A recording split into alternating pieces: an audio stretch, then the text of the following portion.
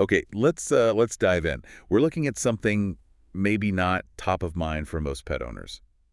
Growths, tumors in the vaginal area of dogs and cats. Right. And one thing from the sources you shared really jumped out. It was honestly pretty surprising. Oh, yeah. What was that? In intact female dogs, the ones not spayed, these tumors are actually the second most common reproductive tumor they get. That's right. The figure is something like 2.4 to 3% of all tumors found in dogs. It really puts it into perspective. It really does, especially when you compare it to cats. Exactly. For cats, the sources consistently say these are, well, exceedingly rare. Wow, that huge difference tells you something important is going on right away. It absolutely does. So our mission today, using all this detailed material you've provided, medical articles, overviews, is to kind of unpack that. Why the difference? What are these things? What signs might you see? How do vets figure it out, treat it? And really importantly, is there anything you can do to prevent it? We want to pull out the key stuff. Yeah, the goal is to give you the core insights from all this material, the main takeaways, without getting totally lost in the weeds of medical jargon. Sort of the essential briefing. Got it. Yeah. So setting the scene. Yeah. When the sources talk about vaginal tumors, what exactly are we picturing? Well, simply put, they're abnormal tissue growths. They can develop inside the vagina itself or sometimes around the vulva, the external part. Okay. And like we just said, the first big insight is that huge difference in how often they show up. Dogs, relatively common in intact females. Cats, extremely uncommon. And you said that points to something fundamental. Yes, exactly. It immediately flags the massive role of hormones and, well, whether the animal's spayed or not. Your sources mention this again and again. For some specific types, like leiomyomas or fibromas, the presence of hormones, especially estrogen, seems to be a major factor driving their growth. So being intact, not spayed. That's a huge piece of this puzzle. Absolutely critical, especially for the types we see most often. Okay, that makes sense. Since they are so much more common in dogs, let's really focus our deep dive there first. Who typically gets these tumors in dogs? Yeah, the sources show a pretty clear pattern. They are almost always found in intact female dogs. Right. The average age tends to be a bit older, often around, say, 10 to 11 years. Okay. Some breeds might be more prone to them. Boxers get mentioned specifically. And an interesting point the sources note is that dogs who've never had puppies, nulliparous is the term, Nulliparous, right. they seem to be affected more often than dogs who have given birth. Huh. Interesting. So older, intact, never had pups, maybe a boxer. Okay. Now, what about the types of tumors? Is it always bad news? That's another really important point from the sources. Actually, the vast majority in dogs are benign, Oh, good. meaning they aren't cancerous, they don't spread. Something like 86% are benign, and most of those are a specific type, smooth muscle tumors. Okay, 86% benign, that's definitely reassuring. So what are the most common benign ones? By far, the number one is called a leiomyoma, Leiomyoma. Leiomyoma. Got it. Yeah, these arise from the smooth muscle in the vaginal wall. The sources say they account for like 75 to 86% of all canine vaginal tumors. Huge proportion. Wow. They often look pretty distinct too, frequently described as pedunculated, meaning they grow on a stalk. Like a little mushroom or something. Sort of, yeah. They can be single or multiple, usually grow slowly, and are pretty well defined. And these are the hormone-linked ones you mentioned. Exactly, that's a key connection. Leiomyomas are often estrogen influenced, and the sources even say they might shrink or regress after a dog is spayed. No way. Just spaying can make them shrink back. Yeah, it really underscores that hormone connection. It's quite significant. That's amazing. Okay, so leiomyomas are most common. Any other benign types? There are others, though less common, things like fibromas, which come from fibrous tissue, and lipomas, which are basically fatty tumors. Okay, benign is the majority. But you mentioned one type that sounds, well, almost like science fiction, a contagious cancer. Ah, yes, the CTVT, canine transmissible venereal tumor. It's a real biological oddity. Transmissible. How? It's a unique cancer where the tumor cells themselves are infectious. They spread from dog to dog through direct physical contact. Wow. Most often during mating, but any close contact with the tumor could potentially transmit it. That's just wild. What does it look like? Often kind of cauliflower-like or maybe bumpy, nodular, frequently on the external genitals, but potentially elsewhere depending on where contact happened. And does this contagious one spread inside the body like other cancers? Metastasis, you mean? It's actually uncommon. Only happens in about 5% of cases, usually just to the nearby lymph nodes. But the very existence of a cancer that spreads cell to cell between individuals is, well, it's fascinating from a biological standpoint. It really is. Yeah. Makes you think. Okay, so we have common benign ones, the strange contagious one. What about the less common but more serious malignant types? Right. While they're much less frequent, malignant tumors do happen. There's a malignant version of the leiomyoma called a leiomyosarcoma. Sarcoma usually means malignant, right? Generally, yes. These are invasive, they can spread. Other possibilities include squamous cell carcinoma that comes from the lining cells, sometimes linked to chronic irritation. Okay. And then even less commonly, things like adenocarcinoma from glands, mast cell tumors, or very rare but nasty ones like hemangiosarcoma, or even osteosarcoma extending from somewhere else. Sometimes a urinary tract cancer can spread there too. Got it. Lots of possibilities, mostly benign in dogs, but some serious ones lurking. Now, for you listening, the pet owner, what are the actual signs you might see? What should make you think, maybe I should get this checked? Yeah, the signs really depend on where the tumor is, how big it's gotten, and of course what type it is. What's usually the first clue? Very often the first thing someone notices is, well, actually seeing a mass, something visibly protruding from the vulva, especially with those stalk-like pedunculated tumors. Or sometimes it just becomes more obvious when the dog's in heat because things are a bit more swollen then. Makes sense. What else? Vaginal discharge is another common one. It could be clear, sort of mucousy, or it might be bloody. If the tumor gets infected or ulcerated, it could even look like pus. Okay, a visible mass or discharge. Pretty straightforward. Any subtler signs? Definitely. Excessive licking of the genital area is a big one. It usually means irritation or discomfort. Right. And if a tumor grows large enough inside the vagina, it can start pressing on things. Like what? Like the urethra, the tube for urine. If that's getting squished, you might see your dog straining to pee or needing to pee much more often, maybe just small amounts. That sounds uncomfortable. It can be. And if it presses the other way towards the rectum. Straining to poop. Exactly, straining to defecate. Sometimes with larger tumors growing outwards, you might even feel a slow-growing lump just under the skin near the vulva in that perineal area. Okay. And it makes sense. A large mass could physically get in the way of breeding or cause real problems during birth, dystocia. So a mass, discharge, looking, straining, all potential warning signs. Time to call the vet.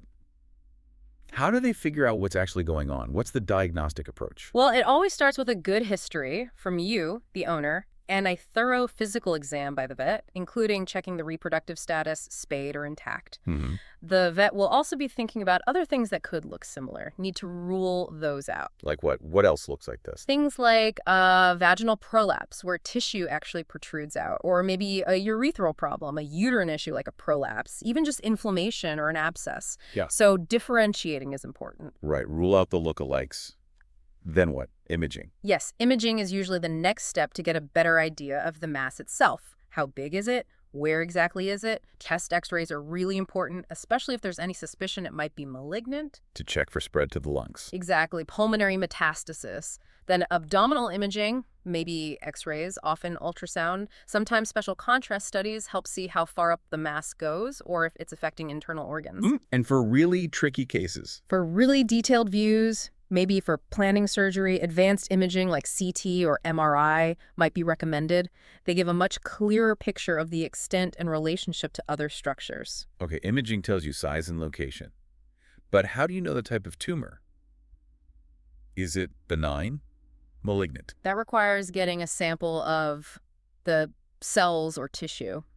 There are a few ways. Vaginoscopy uses a small camera to look directly at the mass inside. Like an endoscopy. Pretty much, yeah. Sometimes just sucking up some cells with a needle that cytology can give clues, especially for that CTVT we talked about. The definitive answer. The gold standard, the thing the sources really emphasize for a definitive diagnosis, is a biopsy, taking a small piece of the actual tumor tissue. And sending it to a lab. Exactly, sending it to a pathologist for histopathologic examination. Looking at the tissue structure under a microscope. That's really the only way to know for sure what type of tumor it is and whether it's benign or malignant.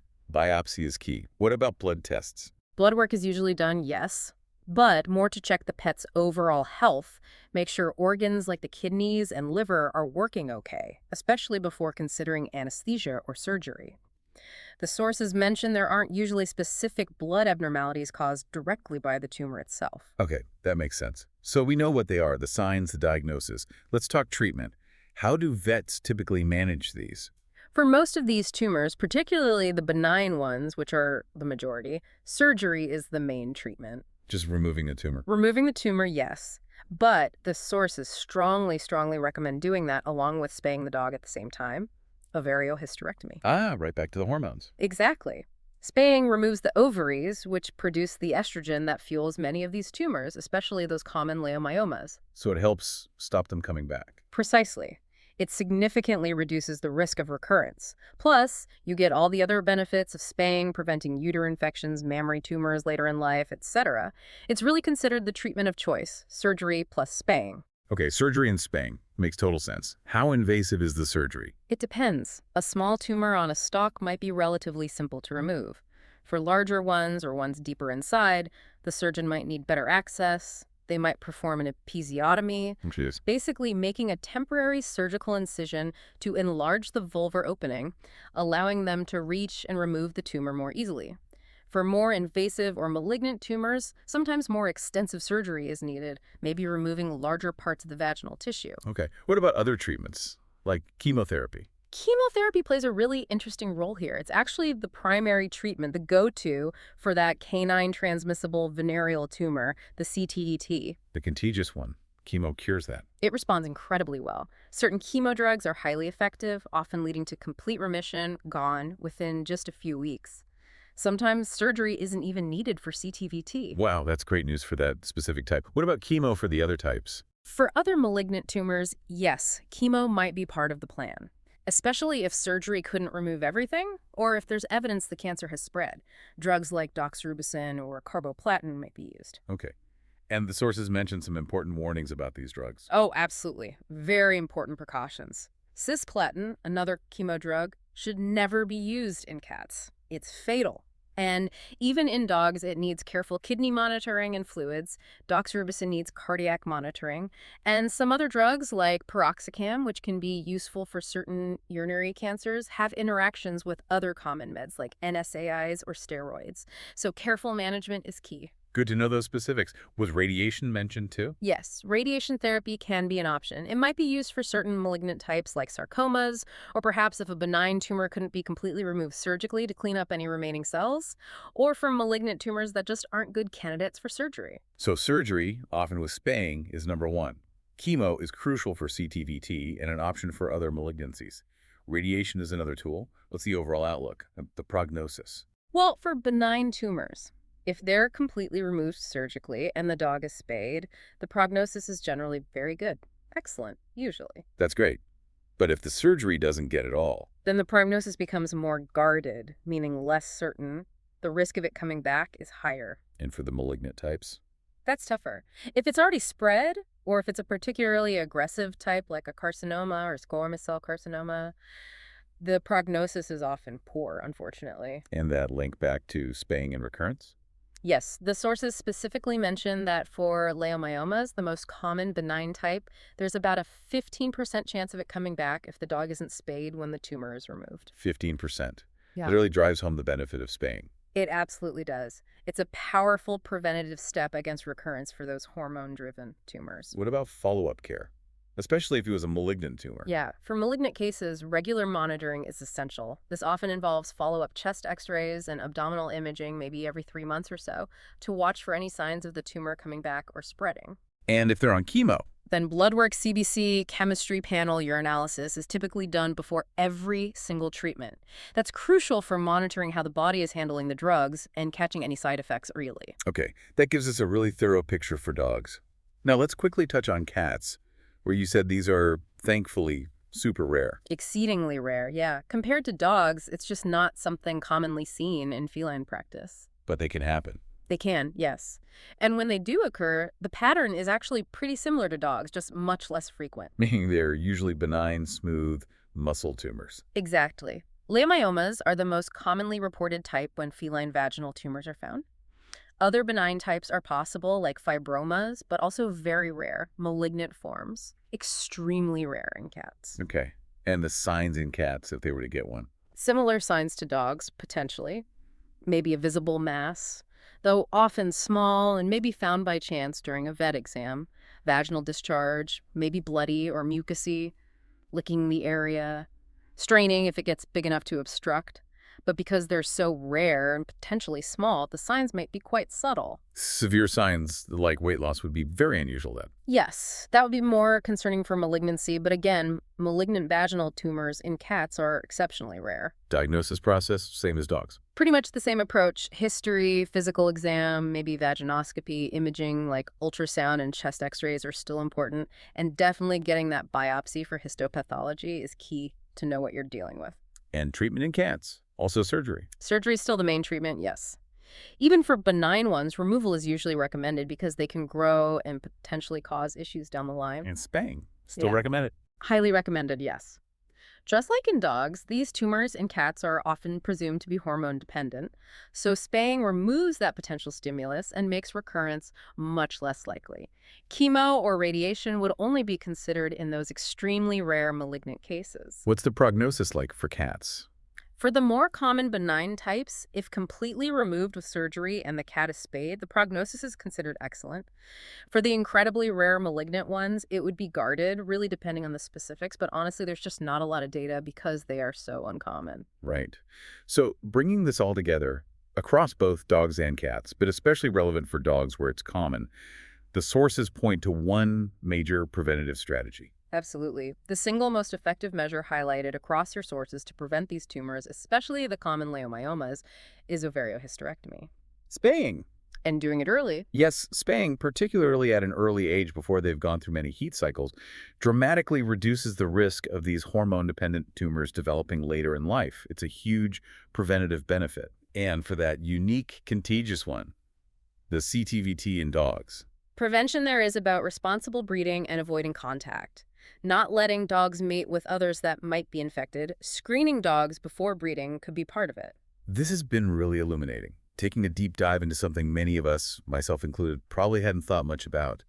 Why is understanding all this valuable for you, the listener, tuning in? Well, I think first, just being aware of the potential signs. You know, if you see an unusual discharge or a lump near the vulva or your dog starts licking excessively down there, knowing this is a possibility means you might seek veterinary advice sooner rather than later. Early detection is always better. Always. And understanding the difference common in intact dogs, rare in cats, gives you important context. But maybe the biggest takeaway is grasping the power of spaying. Yeah, that came through loud and clear. Knowing it's not just about preventing unwanted litters, but it's a major tool in treating these tumors by removing the hormonal fuel and an incredibly effective way to prevent many of them from ever developing in the first place. That's really powerful knowledge for making health decisions for your pet. Absolutely. So we've journeyed from that surprising prevalence in dogs versus the rarity in cats. We've broken down the types, benign, malignant, and that truly fascinating contagious one. His CTVT, yeah. Covered the signs to watch for, the diagnostic steps vets take, especially the importance of biopsy and the treatment approaches, really highlighting surgery, spaying, and chemo's special role for CTVT. It really illustrates how a decision like spaying, which might seem straightforward, can ripple outwards and protect against a whole range of quite complex health problems down the road. It really does. And just thinking about that CTVT again, a cancer that acts almost like a parasite, spreading its own cells, kind of makes you marvel the weird and wonderful, sometimes scary ways biology can work, doesn't it? How does something like that even start and manage to persist? Definitely something to mull over.